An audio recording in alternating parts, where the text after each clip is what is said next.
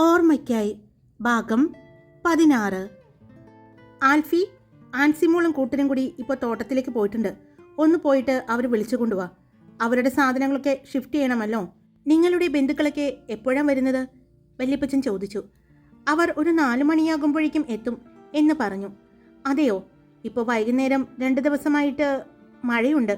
ആ മഴയ്ക്ക് മുമ്പ് എത്താൻ പറയും എന്ന് പറഞ്ഞ് വല്യപ്പച്ചൻ തിരിഞ്ഞ് നടന്നുപോയി.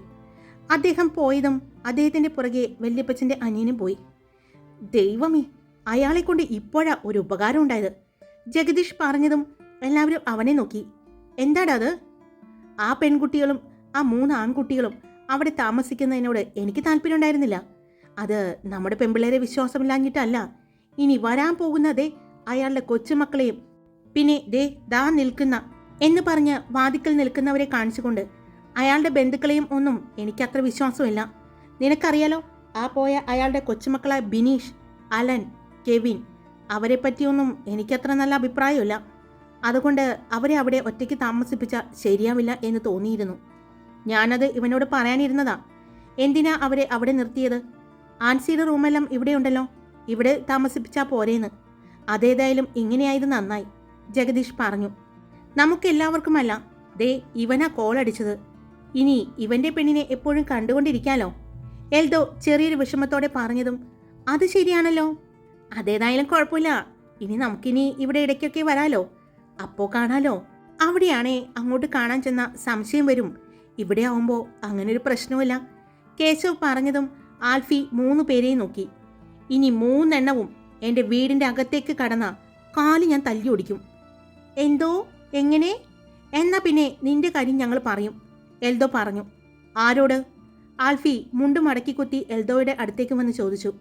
അവൻ 2 അടി പിന്നോട്ട് വെച്ചുകൊണ്ട് ആ കൊച്ചിനോടും പിന്നെ നിന്റെ വല്യപ്പച്ചനോടും, എൽദോ പറഞ്ഞു. ആ, അതേതായാലും നന്നായി.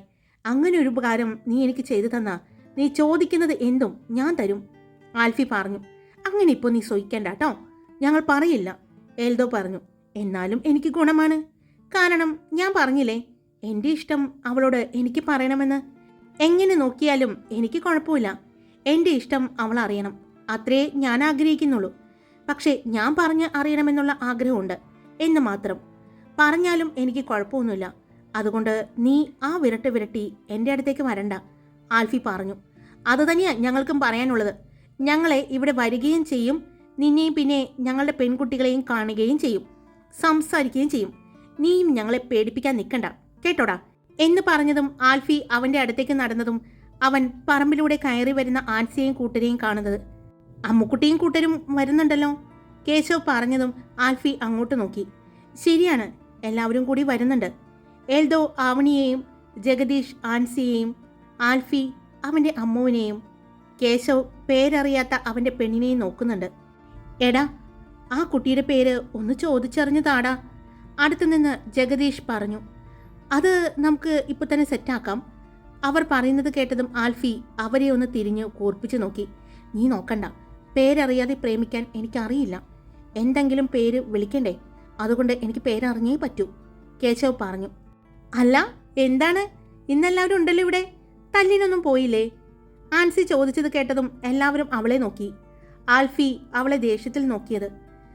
അല്ല, സാധാരണ ആൽഫി ചാൻ ഇപ്പോൾ 2 അടിയെങ്കിലും നടത്തേണ്ട സമയം കഴിഞ്ഞല്ലോ, അതുകൊണ്ട് ചോദിച്ചതാ, ആൻസി പറഞ്ഞു. അത് ശരിയാണ്, ഞങ്ങൾ നിന്നെ കാത്തിരിക്കുകയായിരുന്നു. ഇന്നത്തെ അടി നിനക്കാണെന്ന് ആൽഫി പറയുന്നുണ്ടായിരുന്നു. നീ ചെയ്യുന്ന കാര്യങ്ങളൊന്നും ഞങ്ങൾ അറിയില്ല എന്ന് നീ കരുതണ്ട, കേശവ് പറഞ്ഞതും ആൻസി പെട്ടെന്ന് ജഗദീഷിനെയും പിന്നെ ആൽഫിയെ നോക്കി. അവൾ പേടിയോടെ ആൽഫിയെ നോക്കുന്നത് കണ്ടതും വല്ല കാര്യം ഉണ്ടായിരുന്നോ എന്ന രീതിയിൽ എൽദോ കൈ കാണിച്ചു. ആ, ഞങ്ങൾ അങ്ങോട്ട് നിങ്ങളെ വിളിക്കാൻ വരാനിരിക്കുകയായിരുന്നു.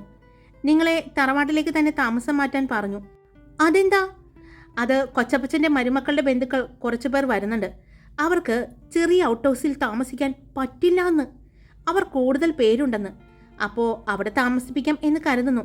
നിങ്ങൾ തറവാട്ടിലേക്ക് മാറിക്കോ. ആൻസിയുടെ റൂമിലും ജൂലിയുടെ റൂമിലും നിങ്ങൾക്ക് താമസിക്കാം. ഇനി വേണ്ട, നിങ്ങൾക്ക് എല്ലാവർക്കും കൂടി ഒരു റൂം വേണമെങ്കിൽ അതുമുണ്ടല്ലോ. പിന്നെ നിങ്ങൾക്ക് 3 പേർക്കും താമസിക്കാനുള്ള റൂം ഇവിടെയുണ്ട്, ആൽഫി ഗൗരവത്തോടെ പറഞ്ഞതും എല്ലാവരും പരസ്പരം നോക്കി. അവർക്ക് അവിടെ ഓക്കെ ആയിരുന്നു. പക്ഷേ ആൽഫി പറയുന്നത് കേട്ടതും മറുത്തൊന്നും പറയാൻ പറ്റാതെ അവർ സമ്മതിച്ചുകൊണ്ട് ഔട്ട് ഹൗസിലേക്ക് നടന്നു. പെട്ടെന്ന് തിരിഞ്ഞു നിന്ന് ആൻസി, ആൽഫിച്ചായ, നാളെ ഞങ്ങൾക്ക് മാണിക്കത്താന്മാരുടെ അമ്പലത്തിൽ പോയിക്കോട്ടെ, ഇവൾക്ക് പോണമെന്ന് ഒരാഗ്രഹം പറഞ്ഞു. ആൻസി അമ്മുവിനെ കാണിച്ച് പറഞ്ഞതും അവൻ അമ്മുവിനെ നോക്കി. അവൾ പ്രതീക്ഷയോടെ അവൻ്റെ മുഖത്തേക്ക് നോക്കുന്നത് കണ്ടതും, ഒറ്റയ്ക്ക് പോകണ്ട, ഞാൻ കൊണ്ടുപോകാം, അവൻ പറഞ്ഞു. ആൽഫിച്ചായ, അവൾ മാത്രമല്ല, ഞങ്ങളുമുണ്ട്. അപ്പോൾ ആരൊക്കെയുണ്ട് എന്ന് വെച്ചാൽ അവർ മാത്രം വന്നാൽ മതി. നിങ്ങൾ പള്ളിയിൽ പോകുന്നുണ്ടെങ്കിൽ അങ്ങോട്ട് പോയിക്കോ, അത് കഴിയുമ്പോൾ ഞാൻ അവരെയും കൊണ്ട് അങ്ങോട്ട് വരാം, ആൽഫി പറഞ്ഞു. എടാ ആൽഫി, ഞാൻ നാളെ അമ്പലത്തിൽ പോകുന്നുണ്ട്, ഞാൻ കൊണ്ടുപോയാൽ മതിയോ അവരെ? കേശവ് ചോദിച്ചു. അതിന് ഇതിൽ ആരൊക്കെയുണ്ട് അമ്പലത്തിൽ പോകുന്നത്? കേശവ് ചോദിച്ചതും ആൽഫിയും എൽദോയും ജഗദീഷും എല്ലാം അവനെ നോക്കി. അത് അമ്മു ഉണ്ട്. ഐശ്വര്യ, നീ പോകുന്നുണ്ടോ? ഞാനും ഉണ്ട്. ഐശ്വര്യ എന്ന പേര് കേട്ടതും കേശവിൻ്റെ കണ്ണുകൾ വിടർന്നു. ഐശ്വര്യ കൊള്ളാലേ, അവൻ അടുത്തു നിന്ന ജഗദീഷിനോട് പറഞ്ഞു. പിന്നെ ആവണിയും ഉണ്ട്, ആൻസി പറഞ്ഞു. അല്ല, നിങ്ങൾ പോകുന്നുണ്ടോടാ? അവൾ ആൺകുട്ടികളോട് ചോദിച്ചു. എൻ്റെ പൊന്നെ, ഇല്ല, രാവിലെ ഒന്ന് കിടന്നുറങ്ങട്ടേടാ. കോളേജ് ഉള്ളപ്പോൾ രാവിലെ അമ്മമാർ വിളിച്ചെഴുന്നേൽപ്പിക്കും. ഇവിടെയെങ്കിലും വെക്കേഷന് സ്വസ്ഥമായിട്ടൊന്ന് ഉറങ്ങട്ടെ, അവർ പറഞ്ഞു. അപ്പോൾ രാവിലെ റെഡിയായാൽ മതി. ഇപ്പോൾ ചെന്നിട്ട് ബാഗെല്ലാം എടുത്ത് വീട്ടിലേക്ക് കൊണ്ടുപോവാം. എല്ലാ സാധനങ്ങളും എടുത്തോളണം. അവിടെ ഇന്നു മുതൽ വേറെ ആളുകളുണ്ട്. ഇനി അതെടുക്കാൻ മറന്നു എന്ന് പറഞ്ഞ് അങ്ങോട്ട് പോകാൻ നിൽക്കണ്ട, ആൽഫി പറഞ്ഞു. അവർ വീണ്ടും ഔട്ട് ഹൗസിലേക്ക് പോകുന്നത് നോക്കി അവരെല്ലാവരും അവിടെ നിന്നു. അപ്പോൾ നാളെ അമ്പലത്തിൽ വന്നാൽ കാണാം. പക്ഷേ ഞാനെന്ത് ചെയ്യും? താടിക്ക് കൈ കൊടുത്തുകൊണ്ട് എൽദോ പറഞ്ഞു. അത് കഴിഞ്ഞ് ഇവൻ പള്ളിയിലേക്ക് കൊണ്ടുവരാമെന്ന് പറഞ്ഞല്ലോ, അപ്പോൾ കാണാം, ജഗദീഷ് പറഞ്ഞു. നമുക്ക് പുറത്തേക്ക് പോയാലോ? ആൽഫി ചോദിച്ചു. വേണ്ടടാ, ഇവിടെ നിൽക്കാം, അവർ ഷിഫ്റ്റ് ആവുന്നതല്ലേ. പിന്നെ കല്യാണത്തിൻ്റെ കാര്യങ്ങളൊക്കെ ഒന്ന് സംസാരിക്കാൻ ഏർപ്പാടാക്കിയിട്ടുണ്ടോ? അങ്ങനെ എല്ലാ കാര്യങ്ങളും നമുക്കൊന്ന് പ്ലാൻ ചെയ്യണ്ടേ? മക്കളെ, ഉച്ചയ്ക്ക് ഊണ് ഇവിടെ നിന്ന് ഉണ്ണാം കേട്ടോ, ഇന്ന് സ്പെഷ്യലുണ്ട്, ആൽഫിയുടെ അമ്മച്ചി അവരുടെ അടുത്തേക്ക് വന്നുകൊണ്ട് പറഞ്ഞു. അമ്മച്ചിയുടെ കയ്യിൽ 4 ജ്യൂസ് ഗ്ലാസ്സുകളും ഉണ്ട്. ഇന്ന് നവാസ് മോൻ വരുന്നതല്ലേ, അവനെയും കൂട്ടിക്കോ. ഞങ്ങൾ ഉറപ്പായിട്ടും ഭക്ഷണം കഴിക്കാനുണ്ടാകും. ആ ആൽഫി, നിന്നെ വല്യപ്പച്ചൻ വിളിക്കുന്നുണ്ട്. കല്യാണത്തിൻ്റെ കാര്യങ്ങൾ, ഡെക്കറേഷൻ, പിന്നെ അങ്ങനെ എന്തൊക്കെയോ ചോദിക്കുന്നുണ്ട്, അമ്മച്ചി പറഞ്ഞു. ഞങ്ങളത് പറയുകയായിരുന്നു. ആരെ ഏൽപ്പിക്കണം എന്നെല്ലാം ഞങ്ങൾ ചോദിക്കുകയായിരുന്നു. എന്നാൽ അകത്തേക്ക് വാ, അവിടെ എല്ലാവരും ഉണ്ട്, എല്ലാവരും കൂടി തീരുമാനിക്കാം. നിങ്ങൾക്ക് ഇവിടെയെല്ലാം അറിയാലോ, എല്ലാവരും മുൻപന്തിയിൽ നിന്ന് ഈ കല്യാണം ഭംഗിയായി നടത്തണം, ആൽഫിയുടെ അമ്മച്ചി പറഞ്ഞു. ഉറപ്പായിട്ടും നമ്മൾ ഈ കല്യാണം ഭംഗിയാക്കി നടത്തി അവരെ ഇവിടെ നിന്നും ഒഴിപ്പിച്ചിരിക്കും, എൽദോ പറഞ്ഞു. നിനക്ക് വേറൊന്നും പറയാനില്ലേ? അവരെ കാണുമ്പോൾ മാത്രമാണല്ലോ നിനക്ക് ഇത്ര ചൊറിച്ചിൽ, ആൽഫിയുടെ അമ്മച്ചി ചോദിച്ചു. പിന്നെ ചൊറിയാതിരിക്കുമോ? എനിക്ക് വല്യപ്പച്ചൻ്റെ അനിയനെ കാണുമ്പോഴേ കലിയ.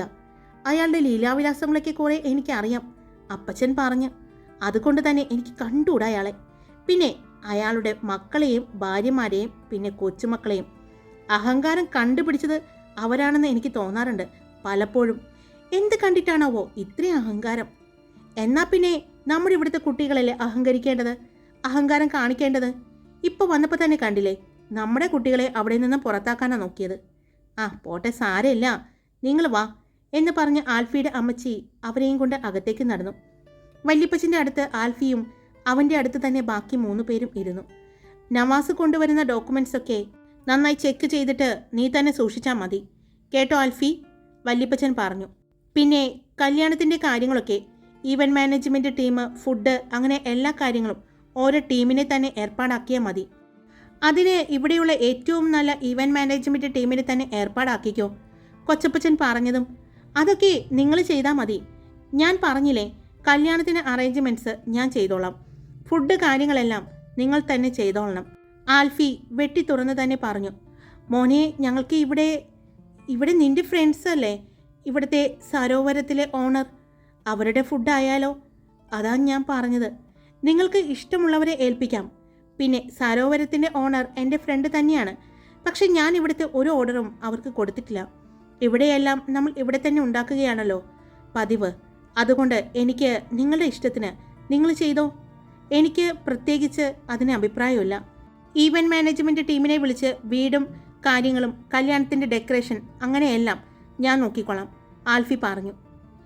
ആ പിന്നെ നിങ്ങൾ എന്താണ് സ്ത്രീധനം അങ്ങനെ എന്തെങ്കിലും അവർ ചോദിച്ചിട്ടുണ്ടോ? വല്യപ്പച്ചൻ ചോദിച്ചു.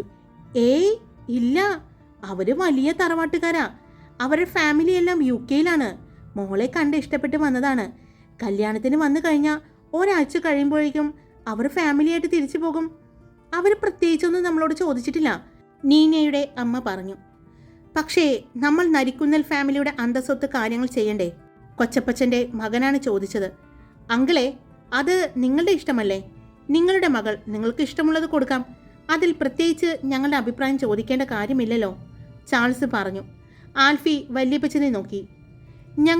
ഞങ്ങളുടെ വക, അതായത് നരിക്കുന്നൽ സാമുവൽ എന്ന ഞങ്ങളുടെ ഈ വീട്ടിലെ അംഗങ്ങളുടെ വക 10 പവനാണ് ഞങ്ങൾ മോൾക്ക് തരാനായിട്ട് ഉദ്ദേശിക്കുന്നത്. അത് ഇന്ന് തന്നെ ഇവൾക്ക് നമ്മുടെ കോട്ടയത്തുള്ള ഏത് ജ്വല്ലറിയിൽ പോയി വേണമെങ്കിലും എടുക്കാം. പോകുമ്പോൾ ആൽഫിയോട് പറഞ്ഞിട്ട് വേണം പോകാൻ. അതിൻ്റെ കാര്യങ്ങളെല്ലാം ഇവനാണ് ഡീൽ ചെയ്യുന്നത്, വല്യപ്പച്ചൻ പറഞ്ഞു. 10 പവനാണോ തരുന്നത്? ഇത്രയും ആസ്തി ഉള്ളതല്ലേ? അവിടെ നിന്നും പ്രിൻസി ലൂണയോട് പറഞ്ഞു. ശരിയാ, എന്നാൽ കല്യാണമെങ്കിലും മുഴുവൻ നടത്തിയ എന്താ കുഴപ്പം? അതിന് മാത്രം ഉണ്ടല്ലോ. പക്ഷെ ചെയ്യില്ല, എല്ലാം പൂട്ടിക്കെട്ടി വയ്ക്കും, നിധി കാക്കുന്ന ഭൂതത്തെ പോലെ. അതും ആൽഫി, അവനാണ് കാര്യങ്ങളെല്ലാം തീരുമാനിക്കുന്നത്. പ്രിൻസിയും ലൂണയും കൂടി സംസാരിക്കുകയാണ്. അപ്പോൾ എന്താണെന്ന് വെച്ചാൽ കാര്യങ്ങൾ ചെയ്തോളൂ. പിന്നെ ഞാൻ പറഞ്ഞതുപോലെ ഈ വീടിൻ്റെ ഡെക്കറേഷൻ കാര്യങ്ങളെല്ലാം ഞാൻ തന്നെ ചെയ്യാം എന്ന് വിചാരിച്ചിരിക്കുന്നത് ഞങ്ങളുടെ വീടിനോ ഞങ്ങളുടെ വീടിൻ്റെ ചുറ്റുപാടിനോ കേടുപാടുകൾ വരാത്ത രീതിയിൽ ഭംഗിയായി തന്നെ ചെയ്യാൻ വേണ്ടിയാണ് ആ കാര്യങ്ങൾ ഞാൻ ഏറ്റെടുത്തത്, ആൽഫി പറഞ്ഞു. പിന്നെ അവൻ എന്തോ പറയാൻ വന്നപ്പോഴേക്കും കണ്ടു വീടിൻ്റെ വാതിക്കലേക്ക് കയറി വരുന്ന ആൻസിയെയും കൂട്ടരെയും. എല്ലാവരുടെ കയ്യിലും വലിയ ലഗേജ് ഉണ്ട്. ആഹാ, നിങ്ങൾ വന്നോ? വാ മക്കളെ, കയറി വാ. അവരെ കണ്ടതും വല്യപ്പച്ചൻ വിളിച്ചു. എല്ലാവരും അവരുടെ ലഗേജുമായിട്ടാണ് വരുന്നത്. ആ മോളെ ആൻസി, ഇവർക്ക് എങ്ങനെയാ റൂമൊക്കെ? നിൻ്റെ ഒപ്പം ഷെയർ ചെയ്യുകയാണോ അല്ലെങ്കിൽ സെപ്പറേറ്റ് റൂം വേണമെങ്കിൽ അങ്ങനെയാണെങ്കിലും കൊടുത്തോളൂ കേട്ടോ. പിന്നെ ഇവർക്ക് ചാൾസ്, നിൻ്റെ റൂമിൻ്റെ അടുത്തുള്ള റൂമോ അല്ലെങ്കിൽ നിങ്ങളുടെ കൂടെയോ എങ്ങനെയോ അത് അവരുടെ ഇഷ്ടം പോലെ ചെയ്തോട്ടെ കേട്ടോ, വല്യപ്പച്ചൻ പറഞ്ഞു. അത് ഞങ്ങൾ നോക്കിക്കൊള്ളാം വല്യപ്പച്ച എന്ന് പറഞ്ഞുകൊണ്ട് ആൻസി അവനെയും വിളിച്ചു കൊണ്ടുപോകുമ്പോൾ ആൽഫി അമ്മുവിനെ നോക്കുകയായിരുന്നു. അവളുടെ കയ്യിൽ ഒരു ട്രോളി ബാഗും ഒരു കോളേജ് ബാഗുമാണുള്ളത്. അവൾ കയ്യിൽ ഫോണും പിടിച്ചുകൊണ്ടാണ് നടക്കുന്നത്. ഇവൾ എപ്പോഴും ഫോണിൽ തന്നെയാണല്ലോ, ആൽഫി മനസ്സിൽ വിചാരിച്ചു. പെട്ടെന്ന് അമ്മുവിൻ്റെ കയ്യിലെ ഫോൺ ആരോ തട്ടി. ഫോൺ താഴേക്ക് വീണതും എല്ലാവരും അവളെ നോക്കി, പിന്നെ ആ ഫോൺ തട്ടിയ ആളെയും. അത് കൊച്ചപ്പച്ചൻ്റെ കൊച്ചുമകൾ സൈനോരയായിരുന്നു. നോക്കി നടക്കണ്ടേ, എപ്പോഴും ഫോണിൽ നോക്കിക്കൊണ്ടാണ് നടക്കുന്നത്. സൈനോര അമ്മുവിനോട് ദേഷ്യപ്പെടുന്നത് കണ്ടതും ആൽഫിയുടെ കണ്ണുകൾ ഒന്ന് കുറുകി. ആൻസി വേഗം താഴെ നിന്ന് ഫോൺ എടുത്ത് നോക്കി. അയ്യോ അമ്മു, ഫോൺ പൊട്ടിയല്ലോ, അവൾ പറഞ്ഞതും അമ്മു ഫോൺ വാങ്ങി നോക്കി. എന്നാൽ അവളുടെ മുഖത്ത് ഒരു ദേഷ്യമോ പരിഭവമോ ഒന്നും ഉണ്ടായിരുന്നില്ല. അത് സാരല്ല, ഞാൻ നോക്കിക്കോളാം. എടാ, ഇത് ഏറ്റവും പുതിയ ലേറ്റസ്റ്റ് ഫോണല്ലേ, എന്നിട്ട് അത് സാരല്ല, കുഴപ്പമില്ല, അറിയാതെ സംഭവിച്ചതല്ലേ, അമ്മ പറഞ്ഞു. ഓ, പൂത്ത കാശുണ്ടെന്നല്ലേ പറയുന്നത്, അതിൻ്റെ അഹങ്കാരമാണ്. ഈ ഫോൺ പോയാൽ എന്താല്ലേ? എത്ര ഫോൺ വേണമെങ്കിലും വാങ്ങിത്തരാൻ വേണ്ടി അമ്മ അവിടെ കിടന്ന് കഷ്ടപ്പെടുന്നുണ്ടെന്നല്ലേ പറഞ്ഞത്? അമ്മ അറിയുന്നില്ലല്ലോ മോളിവിടെ വില കൂടിയ ഫോണെല്ലാം പൊട്ടിച്ചിട്ട് അടുത്തത് വീണ്ടും വീണ്ടും വാങ്ങുകയാണെന്ന് ലൂണയാണ് പറഞ്ഞത്. അത് കേട്ടതും ആൻസി അവരെ ഒന്ന് കൂർപ്പിച്ച് നോക്കി. ആൻസി മാത്രമല്ല, എല്ലാവരും. പെട്ടെന്ന് ആൻസിയുടെ കയ്യിലെ ഫോൺ റിങ് ചെയ്തു. മോളെ, അമ്മുവിൻ്റെ ഫോണിൽ വിളിച്ചിട്ട് കിട്ടുന്നുണ്ടായിരുന്നില്ല. ഇത്രയും നേരം എന്നോട് ചാറ്റ് ചെയ്യുകയായിരുന്നു അവള്. എന്താ പറ്റിയേ? അമ്മുവിൻ്റെ അമ്മയാണ് ചോദിച്ചത്. അമ്മുവിൻ്റെ അമ്മയുടെ കോള് കണ്ടതും ആൻസി സ്പീക്കറിലിട്ടിരുന്നു. ആ ശബ്ദം കേട്ടതും എല്ലാവരും അത് ശ്രദ്ധിച്ചു. അത് ആൻറ്റി, അമ്മുവിൻ്റെ ഫോൺ താഴെ വീണു. പെട്ടെന്ന് ഇവിടെ എൻ്റെ കസിൻ ഒന്ന് തട്ടിയതാണ്. അത് ഫോൺ ഓഫായി പോയി. ഫോൺ പൊട്ടിയിട്ടുമുണ്ട്, ആൻസി പറഞ്ഞു. അതെയോ? അത് സാരാക്കണ്ട, മോള് ഫോൺ അമ്മുവിനൊന്ന് കൊടുക്കോ? അമ്മുവിൻ്റെ അമ്മ ചോദിച്ചു. ആ ആൻറ്റി, അവളിവിടെയുണ്ട്, ഞാൻ കൊടുക്കാം. അമ്മേ പറഞ്ഞോളൂ, ഞാനുണ്ട് ഇവിടെ, അമ്മ പറഞ്ഞു. മോളെ, ഫോൺ പൊട്ടിപ്പോയോ? സാരാക്കണ്ട കേട്ടോ. കോട്ടയം ടൗണിൽ നിന്നും നിങ്ങളുടെ അടുത്തേക്ക് എത്താൻ എത്ര സമയം എടുക്കുമെന്ന് ആൻസി മോളോട് ചോദിച്ചു നോക്കൂ. ആൻറ്റി, ഒരു അരമണിക്കൂർ എടുക്കും. ഓക്കെ മോളെ, അരമണിക്കൂറിനുള്ളിൽ അമ്മോ നിൻ്റെ ഫോൺ അവിടെ എത്തിയിരിക്കും കേട്ടോ, അമ്മ പറഞ്ഞതും ശരി അമ്മ, എന്നാ ഫോൺ വന്നിട്ട് അമ്മയെ വിളിക്കണം കേട്ടോ. ശരി. Love you Ammutty. Love you അമ്മ, അമ്മ പറഞ്ഞു. അമ്മയുടെയും മകളുടെയും സംസാരം എല്ലാവരും കേട്ടു. എത്ര സ്നേഹത്തിലാണല്ലേ ആ കുട്ടിയുടെ അമ്മ സംസാരിക്കുന്നത്. അവരുടെ അമ്മയും മോളും ഭയങ്കര സ്നേഹത്തിലാണ് തോന്നുന്നു അല്ലേ? ആൻസിയുടെ അമ്മച്ചി വല്യമ്മച്ചിയോടാണ് പറഞ്ഞത്. അതെ, ആ കുട്ടിയെ കണ്ട ആർക്കാ സ്നേഹം തോന്നാതിരിക്കാം. എന്നാൽ ആൽഫിയുടെ ചിന്തകൾ പോയത് ആ ശബ്ദത്തിലേക്കായിരുന്നു. നല്ല പരിചയം തോന്നുന്ന ശബ്ദം. ആൽഫി മനസ്സിൽ വിചാരിച്ചു. ഹായ്, എല്ലാവരും സുഖമായിട്ടിരിക്കുന്നോ? ഞാൻ സുഖമായിട്ടിരിക്കുന്നു. ഇവിടെ അമ്പലത്തിലെ ഉത്സവമാണ് കേട്ടോ, വെടിക്കെട്ടൊക്കെ. അപ്പോൾ അതുകൊണ്ട് സ്റ്റോറി എനിക്ക് ഒരുപാട് നീട്ടിക്കൊണ്ടുപോകാൻ പറ്റില്ല, ഭയങ്കര ശബ്ദമാണ്. അതുകൊണ്ട് ഞാൻ ഇന്നത്തെ ഭാഗം ഞാൻ ഇവിടെ വെച്ച് നിർത്താണ്. അപ്പോൾ നമുക്ക് നാളെ കാണാം കേട്ടോ. ഭയങ്കര ശബ്ദമാണ്, ഞാൻ അതിൻ്റെ ഇടയ്ക്കാണ് സ്റ്റോറിക്ക് വോയിസ് കൊടുക്കുന്നത്. അപ്പോൾ എല്ലാവർക്കും ഇഷ്ടപ്പെട്ടാൽ ലൈക്ക് ചെയ്യുക, പിന്നെ കമൻറ്റ് ചെയ്യാൻ മറക്കരുത് കേട്ടോ നിങ്ങളുടെ അഭിപ്രായങ്ങൾ. സബ്സ്ക്രൈബ് ചെയ്യാതെ കേൾക്കുന്നവരുണ്ടെങ്കിൽ സബ്സ്ക്രൈബ് ചെയ്ത് സപ്പോർട്ട് ചെയ്യുക. Love you all. It's me Karthika.